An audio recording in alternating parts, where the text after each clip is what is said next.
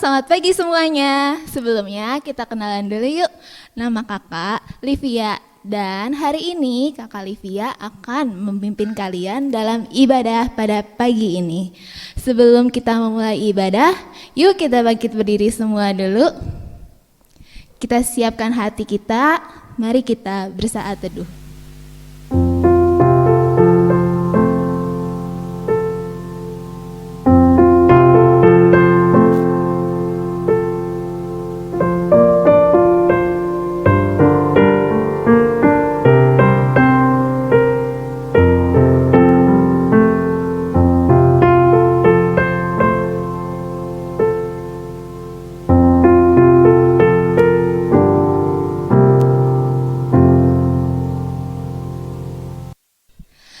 Siapa yang bersyukur bisa beribadah lagi pada hari ini? Kita bersyukur ya karena Tuhan sangat baik kepada kita dan kasih-Nya melimpah untuk kita semua.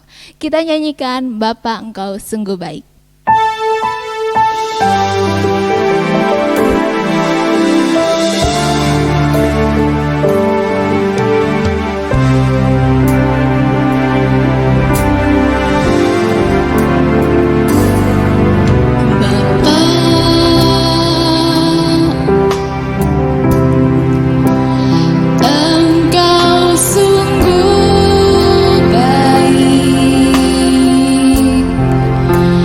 Kasih-Mu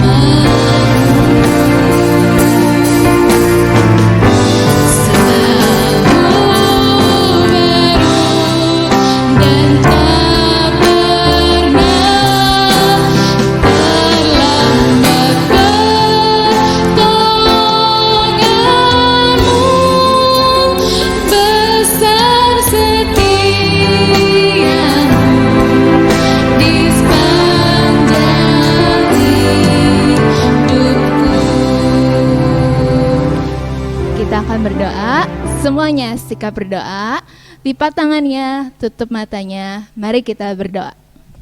Bapa kami yang di surga, terima kasih ya Bapa atas kesempatan yang Tuhan Yesus berikan kepada kami semua untuk boleh lagi beribadah pada hari ini. Kiranya Tuhan yang memimpin setiap kami untuk dapat beribadah dengan penuh kesungguhan hati dan dengan penuh hati yang siap untuk memulai ibadah pada hari ini ya Bapak. Terima kasih ya Tuhan, terima kasih ya Bapak. Kiranya Tuhan yang memimpin ibadah ini dari awal hingga akhirnya. Di dalam nama Tuhan Yesus kami berdoa dan mengucap syukur. Amin. Tuhan Yesus telah memberikan kasih-Nya kepada kita. Maka itu kita juga harus bisa mengasihi satu sama yang lain. Kenapa? Karena itulah maunya Tuhan. Kita nyanyikan rukun kasih. Tuhan Yesus telah memberikan kasih-Nya kepada kita. Maka itu kita juga harus bisa saling mengasihi satu dengan yang lain. Kenapa? Karena itulah maunya Tuhan. Kita nyanyikan rukun kasih.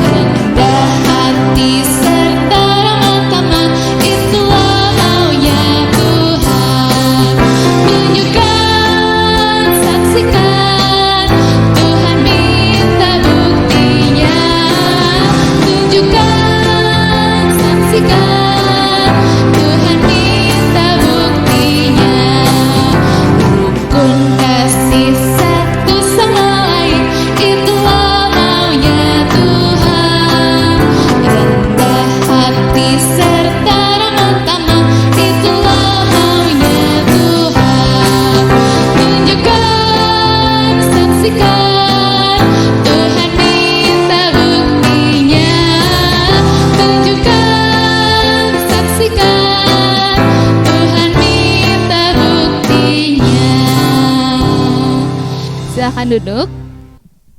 Di lagu tadi, Tuhan minta bukti untuk menunjukkan kasih kita kepada siapa? Tuhan dan sesama. Nah, salah satu yang bisa kita lakukan adalah dengan taat. Taat kepada siapa? Taat kepada orang tua, taat kepada guru, terlebih lagi taat kepada Tuhan Yesus, supaya kita semakin seperti Tuhan Yesus. Kita nyanyikan TAAT, taat.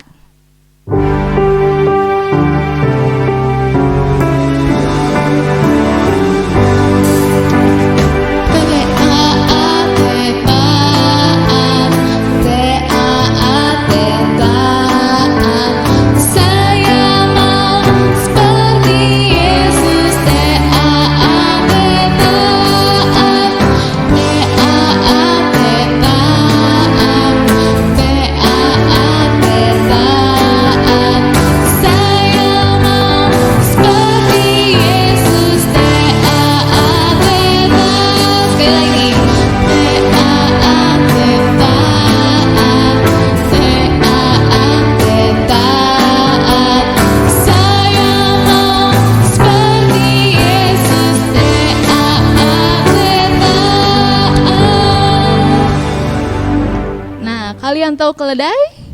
Tahu nggak bentuk seperti apa keledai? Hewan apa itu? Nah, sebagaimana keledai yang mau dipakai untuk taat kepada Tuhan, kita juga harus taat kepada firman Tuhan. Nah, pujian yang akan kita nyanyikan selanjutnya adalah doa kita supaya Tuhan mau membimbing kita dalam kebenaran firman Tuhan. Kita nyanyikan sebagai keledai.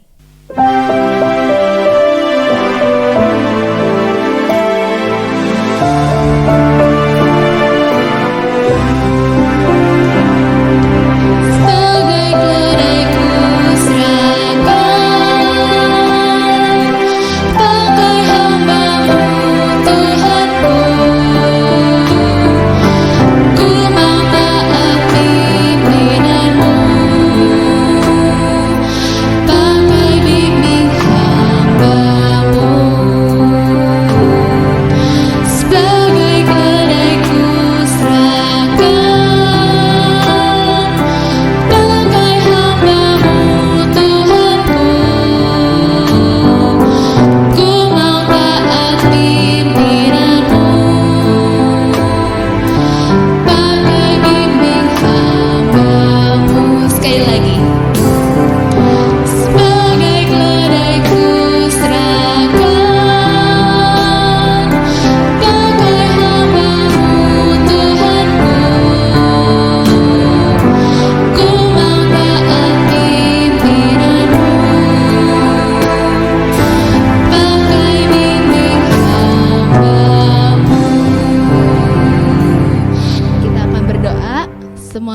siap berdoa, lipat tangannya, tutup matanya, mari kita berdoa.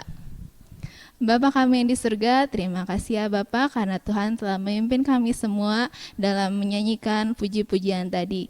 Kiranya Tuhan yang memimpin kami untuk mendengarkan firman Tuhan selanjutnya. Biarlah Tuhan yang menolong setiap kami agar kami dapat duduk dengan tenang, mendengarkan firman Tuhan dengan penuh kesungguhan hati.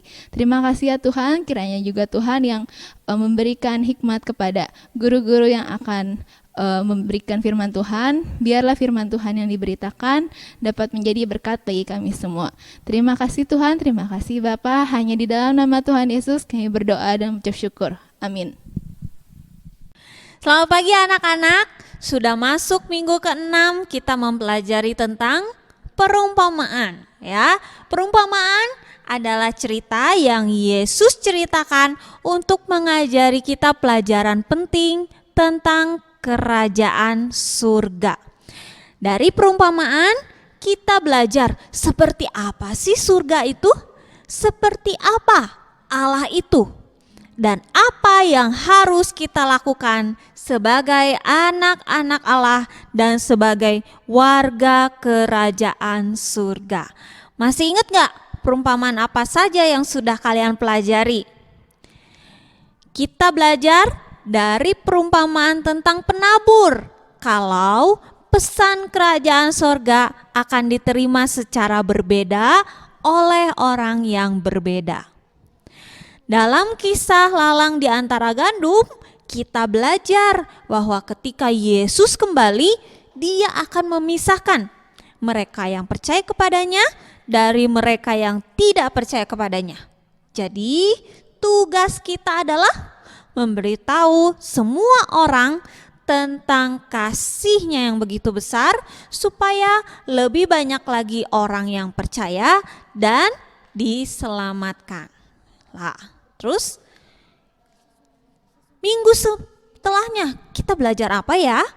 Dalam kisah harta terpendam dan mutiara berharga, kita belajar bahwa kerajaan sorga lebih berharga dari apapun yang ada di dunia ini.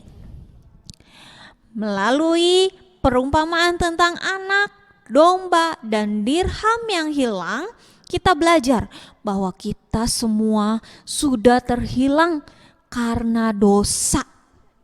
Tapi karena Allah begitu mengasihi kita, Dia turun dan lahir di dunia sebagai Yesus untuk mencari dan menyelamatkan kita yang terhilang karena dosa.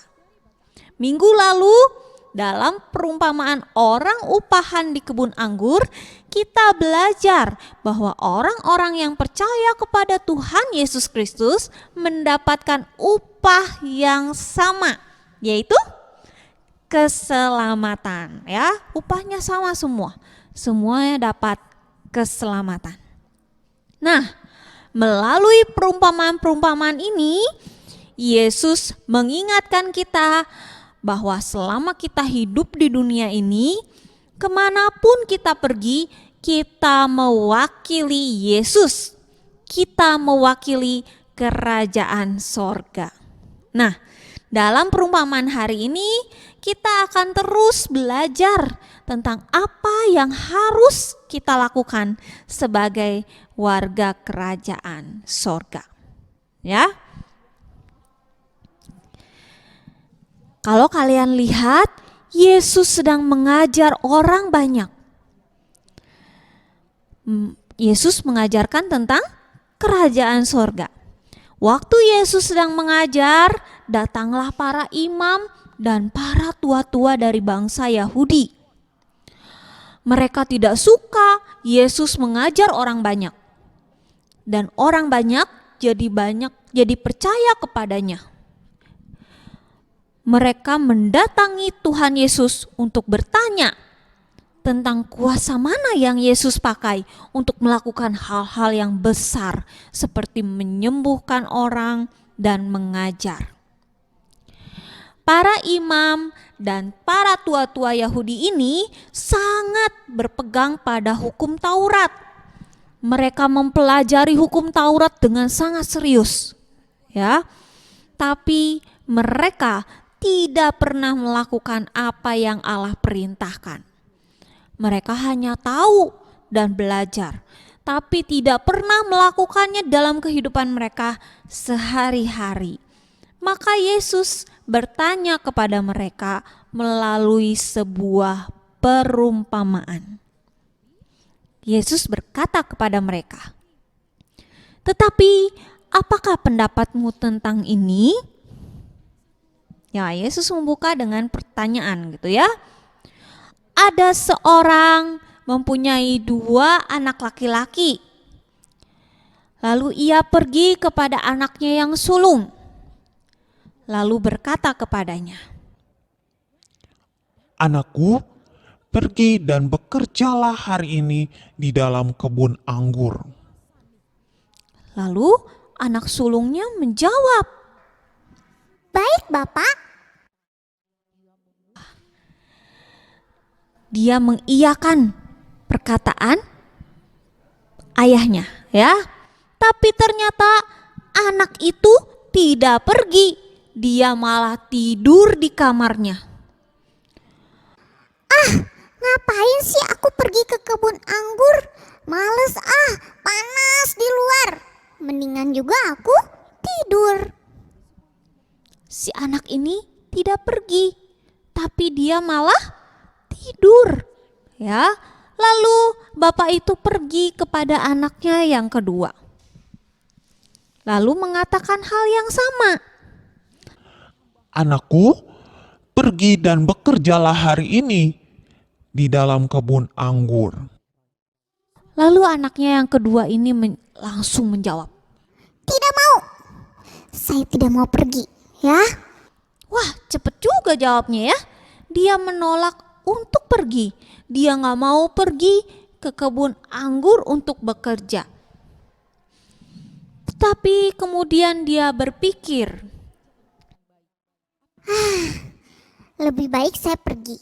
Saya harus belajar jadi anak yang taat dan membantu Bapak. dia menyesal karena tidak taat ketika ayahnya menyuruh dia. Maka dia segera pergi ke kebun anggur untuk bekerja. Lalu Yesus melanjutkan pertanyaannya, siapakah dari antara kedua anak itu yang melakukan kehendak ayahnya? Ayo, menurut kalian siapa yang melakukan kehendak ayahnya? Anak yang mana? Yang pertama atau yang kedua? Ya, betul. Anak yang kedua yang melakukan apa yang ayahnya suruh, ya. Para tua-tua dan imam-imam kepala serta orang-orang yang ada di situ pun menjawab yang terakhir. Tuh ya, yang anak yang kedua ya. Nah, mengapa Yesus menceritakan perumpamaan ini kepada para imam dan para tua-tua Yahudi? Karena mereka seperti anak yang pertama yang mengatakan akan melakukan apa yang diminta oleh ayahnya, tetapi kemudian tidak melakukannya. Mereka terlihat seperti orang benar, tapi mereka benar-benar tidak mengasihi atau mentaati Tuhan. Nah, menurut kamu, siapa yang Yesus umpamakan sebagai anak yang kedua dalam cerita ini? Anak kedua itu seperti orang-orang yang jahat, orang-orang yang memeras uang orang lain. Orang-orang ini dipandang yang terburuk dari yang terburuk di dalam masyarakat, ya. Artinya mereka sangat berdosa, gitu ya. Nah, tetapi kata Yesus, mereka akan mendahului para imam dan para tua-tua masuk ke dalam kerajaan sorga. Orang-orang berdosa yang sangat berdosa ini, Tuhan Yesus katakan mereka akan masuk dulu, lebih dulu ke dalam kerajaan sorga. Wah, para imam dan penatua sangat kaget dan marah mendengar hal itu. Bagaimana bisa mereka orang-orang yang sangat berdosa masuk ke dalam kerajaan sorga? Yesus memberitahu kita kenapa mereka bisa masuk terlebih dahulu ke dalam kerajaan sorga ya. Di dalam Matius 21 ayat 32, Yesus memberitahu kita bahwa orang-orang berdosa ini mendengarkan Yohanes Pembaptis yang datang sebelum Yesus yang memberitakan tentang kerajaan sorga. Ya, Yohanes Pembaptis ini lahir sebelum Yesus dan dia berbicara tentang kerajaan sorga. Nah, orang-orang berdosa ini mendengarkan apa yang Yohanes Pembaptis katakan. Yohanes Pembaptis menyuruh mereka untuk bertobat. Ya, Yohanes Pembaptis menyuruh mereka untuk bertobat dan mereka melakukannya. Siapa yang tahu artinya bertobat? Ada yang tahu? Bertobat adalah tidak mau melakukan hal-hal yang salah lagi dan mulai melakukan hal-hal yang benar yang Allah mau untuk kita lakukan. Sekali lagi ya, bertobat adalah tidak mau melakukan hal-hal yang salah lagi dan mulai melakukan hal-hal yang benar yang Allah mau untuk kita lakukan. Anak kedua di dalam cerita itu pada awalnya tidak mematuhi ayahnya ya. Dia bilang tidak mau gitu ya. Tetapi kemudian dia berubah pikiran. Dia bertobat dan menuruti ayahnya. Alkitab dengan jelas memberitahu kepada kita dalam Mazmur 51 ayat 5 bahwa kita semua dilahirkan sebagai orang berdosa. Jadi ada tidak yang tidak berdosa? Tidak ada, karena semua orang telah berbuat dosa dan telah kehilangan kemuliaan Allah. Itu Roma 3 ayat 23 mengatakannya ya. Kita ini seperti orang-orang yang jahat yang diceritakan di dalam perumpamaan ini. Waktu Bapa Sorgawi meminta kita melakukan sesuatu, kita langsung bilang, tidak mau, saya nggak mau melakukannya. Ya, kita belum benar-benar mengasihi Tuhan dengan segenap hati, pikiran, dan jiwa kita. Kita belum bisa mengasihi sesama kita seperti diri kita sendiri. Seperti yang Tuhan Yesus minta kita lakukan di dalam Markus 12 ayat 30 sampai 31. Tuhan minta hal itu loh. Tuhan minta kita mengasihi Tuhan Allah. Tuhan minta kita mengasihi sesama kita. Tapi apakah kita sudah mengerjakannya? Belum ya. Belum dikerjakan tante. Kita tidak selalu melakukannya. Kita kebanyakan tidak taat kepada Tuhan. Ayo, waktu guru-guru sekolah minggu kasih tugas, kalian bilang, iya tante, siap tante, saya akan kerjakan hari ini. Tapi ternyata tidak dikerjakan gitu ya. Waktu guru sekolah minggu tunggu-tunggu, aduh bilangnya iya, tapi kok gak dikumpulin ya. Nah, sekarang belum terlambat ya untuk bertobat. Firman Tuhan ingatkan kamu sekali lagi, ayo belajar untuk taat ya, mengasihi Tuhan. Kalau orang tua suruh, iya nanti, wah kebanyakan nantinya ya, tapi nggak dikerjain. Ayo bertobat, jangan malas dan segera mengerjakannya ya. Tante, bukannya kalau masuk surga hanya perlu percaya saja kepada Tuhan Yesus? Saya percaya kalau Tuhan Yesus sudah mati di kayu salib untuk menebus dosa-dosa saya. Cukup kan? Gak cukup. Gak cukup dengan percaya saja. Ya, Tuhan ingin kita menjalani kehidupan kita dengan hidup taat perintah-perintah Tuhan. Karena ketika kamu bilang kamu mengasihi Tuhan, kamu akan melakukan segala apa yang Tuhan mau. Ya. Kalau kamu bilang kamu mengasihi papa, kamu mengasihi mama, kalau mereka perintahkan sesuatu, kalian akan mengerjakannya dengan senang hati. Sama. Kalau kamu bilang, saya mengasihi Tuhan tante, tapi kamu tidak melakukan apa yang Tuhan mau, berarti kamu tidak benar-benar mengasihi Tuhan.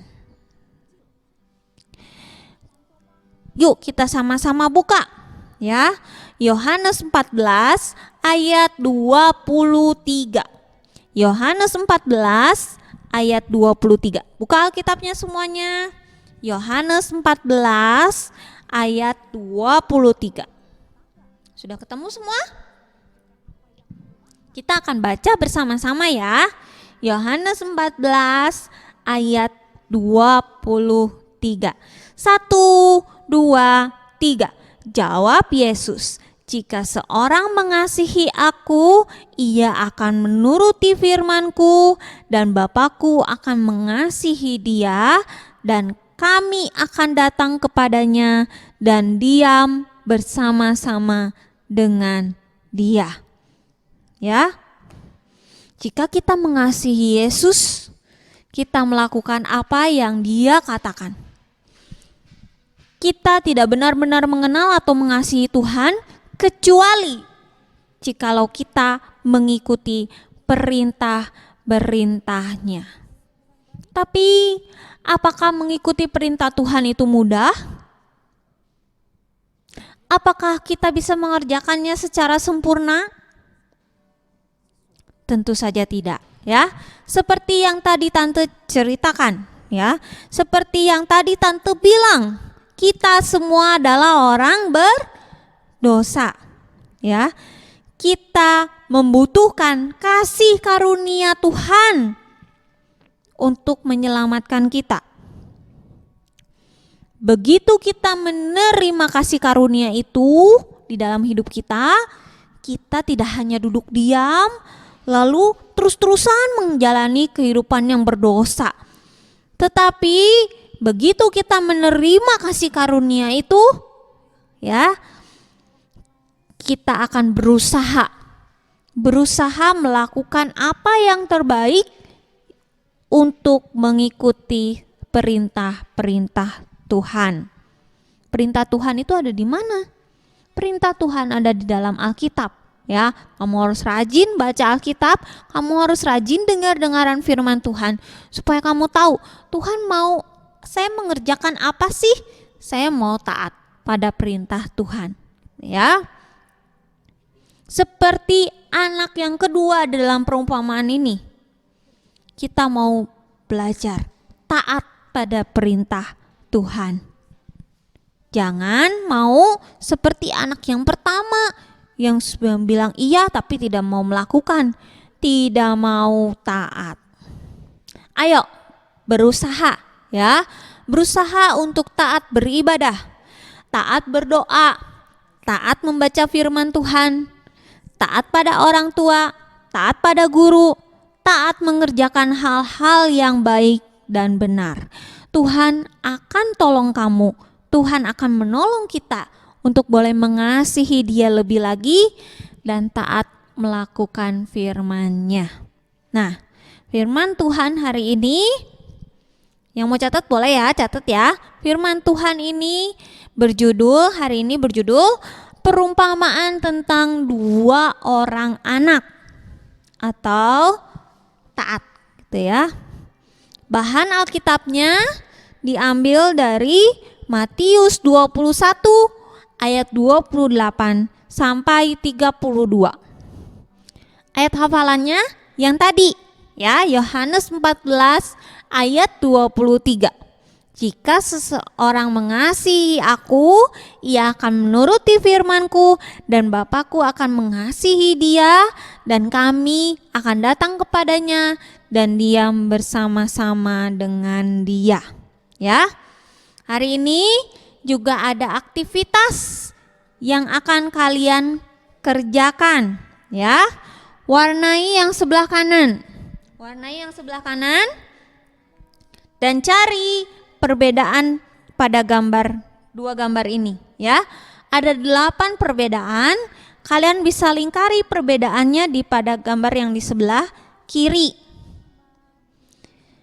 Bagi kalian yang mau ambil kertasnya, ya, tidak bisa ngeprint di rumah, kalian boleh ambil. Mungkin orang tua kalian, papa mama kalian bisa ambil di gereja. Boleh ambil ke Om Foris di gereja, ya. Atau kalian boleh print di rumah. Yang punya printer di rumah, kalian boleh print di rumah. Setelah kalian print, kalian kerjakan, atau setelah kalian ambil, kalian kerjakan di rumah, foto dan berikan kepada guru sekolah minggu kalian masing-masing, ya. Kerjakan dengan benar aktivitasnya, ya.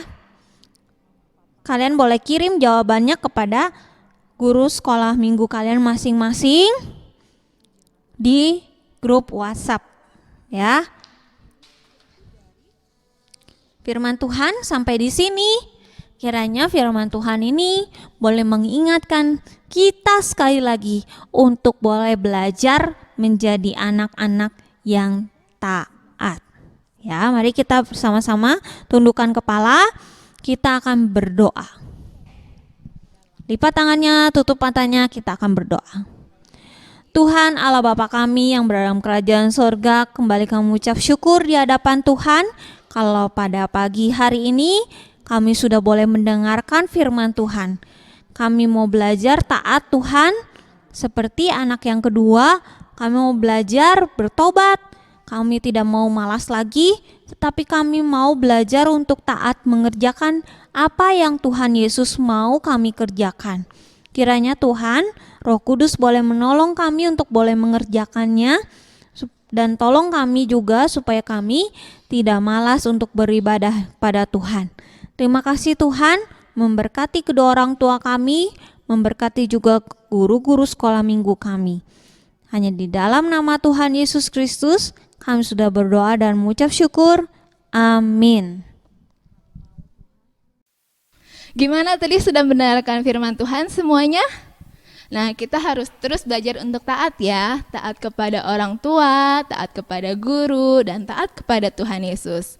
Termasuk kita juga harus taat dan rajin untuk baca Alkitab. Berikut adalah daftar bacaan Alkitab untuk seminggu ke depan.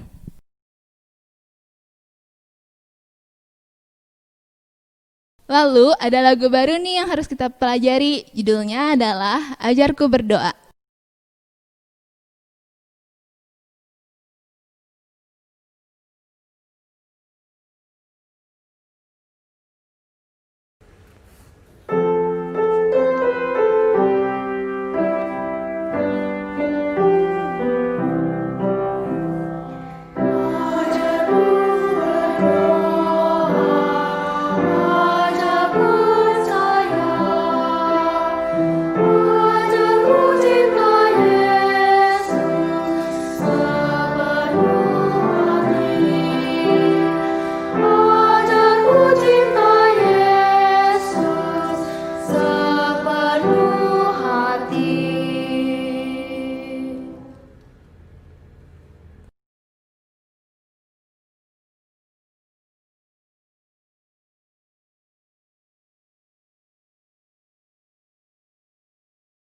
Nah, belajar lagunya sudah, dan jangan lupa kita juga harus terus rajin berdoa, mendoakan teman kita, mendoakan keluarga kita, mendoakan gereja juga, dan kita juga harus terus semangat, dan jangan lupa cuci tangan, pakai masker. Sampai minggu depan, Tuhan memberkati.